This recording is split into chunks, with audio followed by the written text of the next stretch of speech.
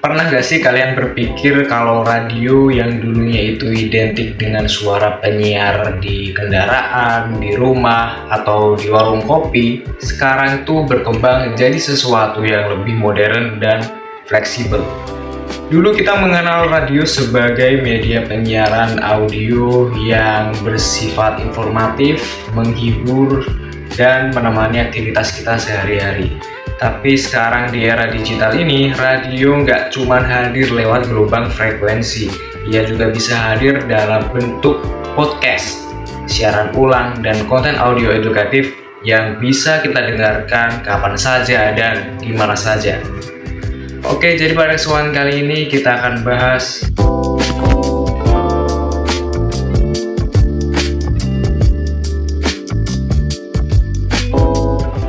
radio merupakan salah satu media penyiaran tertua yang bahkan masih bertahan sampai sekarang nih. Dulu, radio punya peran besar dalam menyebarkan berita, dalam menghibur, dalam mengedukasi, bahkan dalam menyampaikan informasi genting atau informasi darurat. Radio tuh dikenal sebagai media audio yang murah, mudah diakses, dan bisa menjangkau masyarakat luas, termasuk di daerah yang sulit dijangkau internet atau televisi sekalipun. Dan seiring berkembangnya teknologi digital ini, kebiasaan masyarakat dalam mengonsumsi media pun ikut berubah. Banyak orang yang sekarang itu lebih suka sama konten yang bisa diakses secara fleksibel gitu, kapan saja dan di mana saja. Biasanya mereka itu ngedengerin saat lagi belajar, saat di perjalanan, saat olahraga, bahkan kadang itu sebelum tidur. Nah, disinilah yang namanya podcast itu mulai naik daun.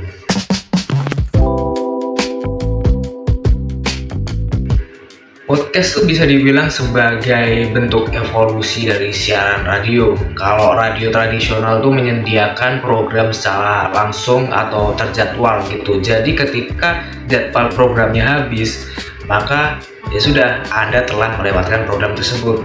Sedangkan podcast memberikan kebebasan kepada pendengarnya atau penikmatnya untuk memilih topik, waktu, dan juga tempat mendengarkan. Inilah yang membuat podcast sekarang itu jadi relevan gitu deh di era digital. Banyak sih yang mengira kalau podcast itu bakal ngegantiin yang namanya radio. Padahal sebenarnya podcast itu bukanlah musuh dari radio. Podcast itu justru bisa dianggap sebagai bentuk transformasi radio supaya tetap relevan dengan kebutuhan zaman sekarang. Perbedaannya tuh di sini. Radio konvensional itu punya kekuatan pada siaran langsung, kedekatan dengan komunitasnya, dan juga kecepatan dalam menyampaikan informasi secara langsung. Sedangkan podcast itu lebih unggul dalam bidang fleksibilitas, segmentasi audiens, dan juga kedalaman pembahasan tuh. Misalnya, kalau di radio ada program berita singkat, podcast bisa mengembangkan tema itu menjadi obrolan yang lebih panjang, mendalam, dan lebih realistis. Kalau di radio ada acara edukasi itu palingan cuma 10 menit sampai 30 menit lah mentok-mentok. Jika podcast bisa menghadirkan diskusi bahkan lebih dari 30 menit, 1 jam, bahkan 2 jam. Bahkan di podcastnya Raditya Dika itu podcast 24 jam. Gila, meskipun cuma clickbait sih.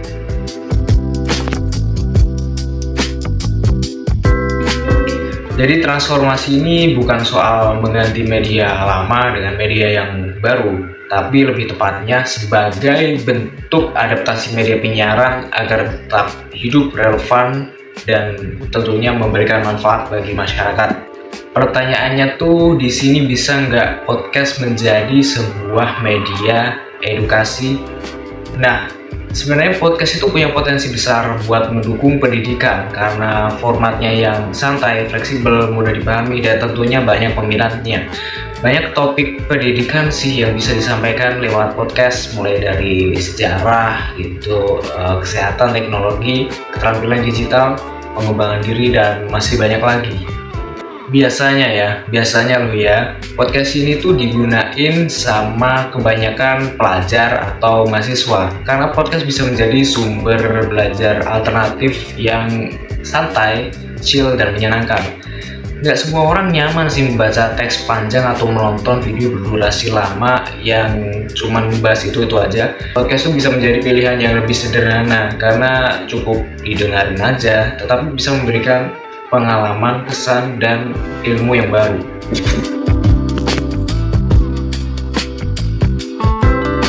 Terus emangnya podcast itu punya hubungan dalam meningkatkan literasi masyarakat? Literasi itu bukan cuma soal kemampuan membaca sama menulis. Literasi itu juga mencakup kemampuan membaca informasi, memilah sumber yang benar, akurat, berpikir kritis, dan juga menggunakan media secara bijak. Di era digital kayak sekarang nih, literasi masyarakat itu sangat penting karena kita tiap hari itu dibanjirin informasi dari berbagai platform apapun bentuknya.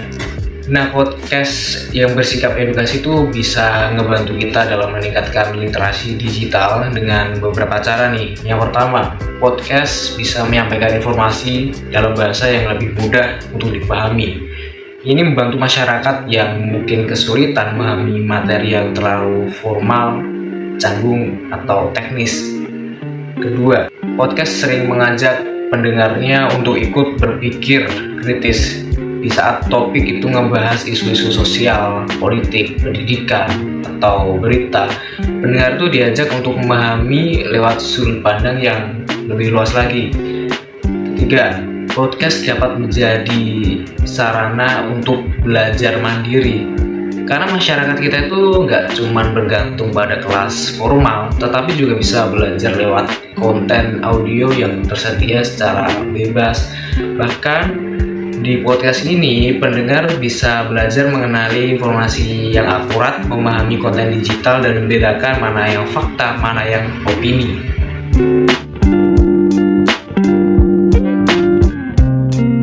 Oke, terkait dengan mengapa podcast lebih dekat sama generasi sekarang ya, khususnya Gen Z. Karena kalau dilihat dari kebiasaan masyarakat era sekarang itu, terutama pada generasi yang muda, mereka tuh sangat akrab sama smartphone dan internet. Bahkan gak ada tuh hari tanpa ngebuka smartphone, tanpa scrolling kayak gitu. Karena itu podcast punya kesan yang terasa lebih deket gitu, sesuai dengan gaya hidup mereka. Sebenarnya ada beberapa alasan sih kenapa podcast itu digemari khususnya sama Gen Z. 1. Podcast itu mudah diakses lewat aplikasi kayak platform seperti YouTube, Spotify, dan masih banyak lainnya. 2. Bisa diputar kapan saja dan di mana saja. 3. Tidak perlu menonton layar terus-menerus gitu. Kan biasanya ada tuh podcast yang bentuknya tuh video, tapi sebenarnya substansi pentingnya itu bukan ada di videonya itu, melainkan ada di audionya gitu. Karena informasi yang disampaikan itu cenderung lewat audio. Keempat, punya opsi konten yang beragam. Terus yang terakhir nih, kelima, banyak pembicara yang punya gaya bahasa lebih natural serta relate sama kehidupan sehari-hari. Bahkan banyak sekarang nih podcaster yang ngebahas topik serius dengan cara yang santai. Misalnya tentang mental health, tentang finansial, teknologi, sejarah, politik, sampai isu-isu sosial. Semua itu ngebikin podcast jadi media yang adaptif dan dekat sama kehidupan masyarakat zaman sekarang.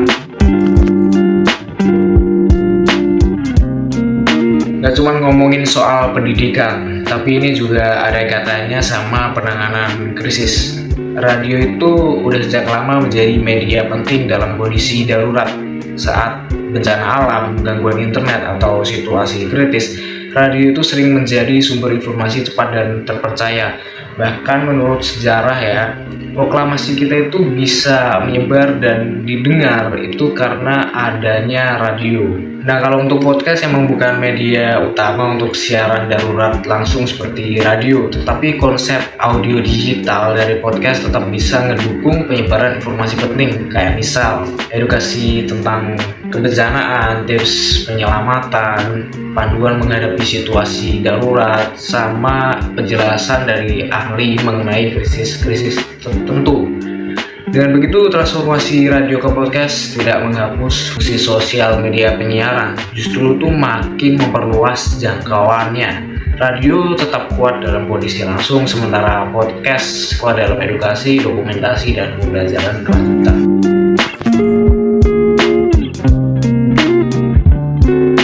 Terlepas dari kelebihan-kelebihan yang udah sempat saya sebutkan tadi ya, podcast itu punya tantangan tersendiri, khususnya sebagai media edukasi. Pertama, nggak semua podcast punya kualitas isi yang baik. Ada juga podcast yang hanya berisi opini tanpa data yang jelas, akurat, dan juga ngebikin pendengar itu tuh jadi seolah-olah didorong opini gitu. Pengiringan opini lah. Kalau pendengarnya itu nggak kritis, mereka bisa menerima informasi yang kurang akurat, hoax, dan cenderung ngawur.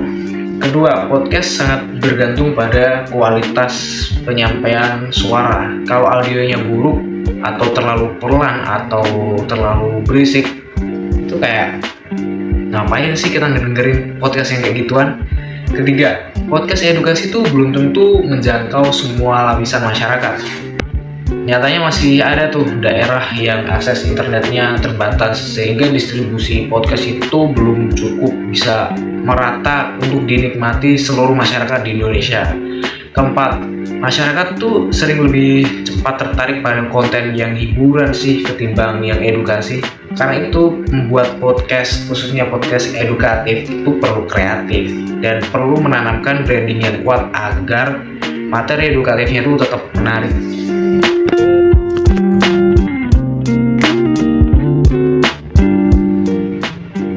Menghadapi tantangan-tantangan berikut, perlu yang namanya strategi agar podcast edukasi itu lebih efektif.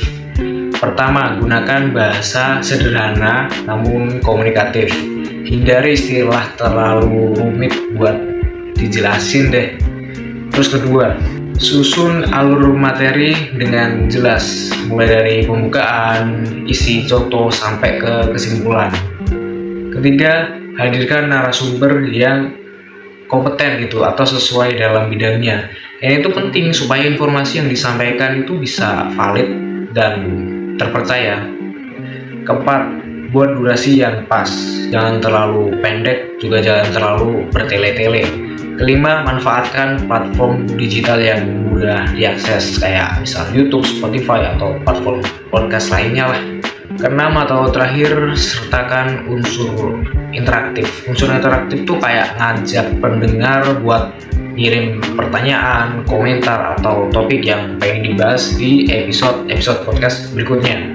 Nah, dengan pakai strategi kayak gitu, podcast tuh nggak cuma jadi sebuah media yang enak didengar, tapi juga benar-benar bermanfaat bagi literasi masyarakat.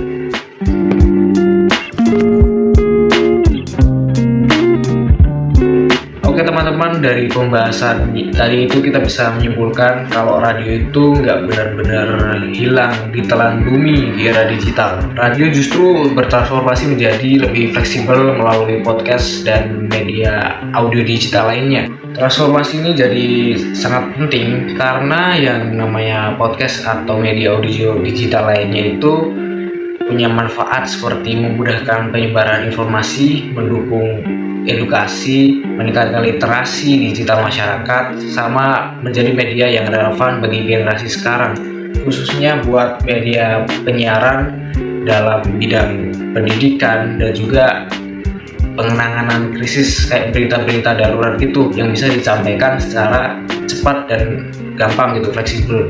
Namun agar benar-benar bermanfaat itu podcast harus dibuat dengan isi yang akurat, penyampaian menarik, dan strategi distribusi yang tepat sesuai target pasar gitu. Pada akhirnya juga tuh media penyiaran gak cuma soal hiburan doang. Media penyiaran tuh punya peran atau tanggung jawab penting untuk ngedidik, memberikan informasi, dan membantu masyarakat menghadapi tantangan global. Terima kasih untuk yang sudah menonton video ini sampai selesai. Terima kasih atas apresiasinya. Semoga pembahasan ini bermanfaat dan bisa membantu kalian dalam berdinamika. Sampai jumpa di video berikutnya. Salam literasi, salam broadcast.